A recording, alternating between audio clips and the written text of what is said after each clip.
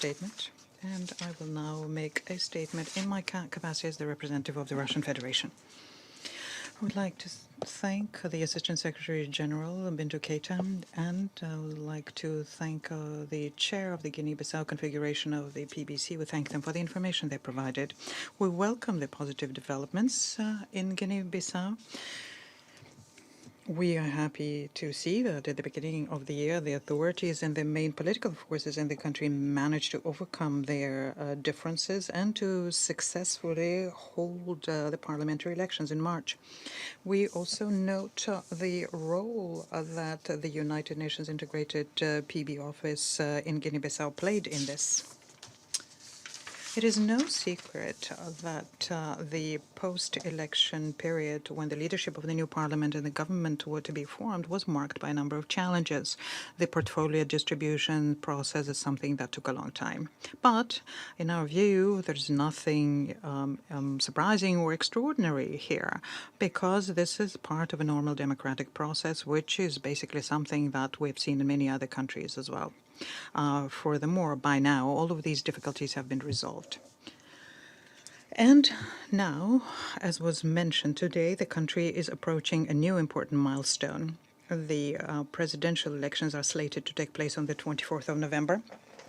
The way we see it, if they are conducted successfully, this could become a turning point in the history of modern Guinea-Bissau. Finally, they will turn a page on lasting political turbulence, and this in turn should create preconditions in order to steadily move towards socio-economic development in Guinea-Bissau. And at this pivotal moment, we call upon all society and political forces to act responsibly in line with national interests and in a way that would help resolve differences as quickly as possible. We are convinced that at some stage the issue of lifting the Security Council sanctions on Guinea-Bissau will come up, because the sanctions for a long time now, have become obsolete. The current situation has nothing in common with the events that took place in 2012. We respect the decision made by the military to stay out of politics.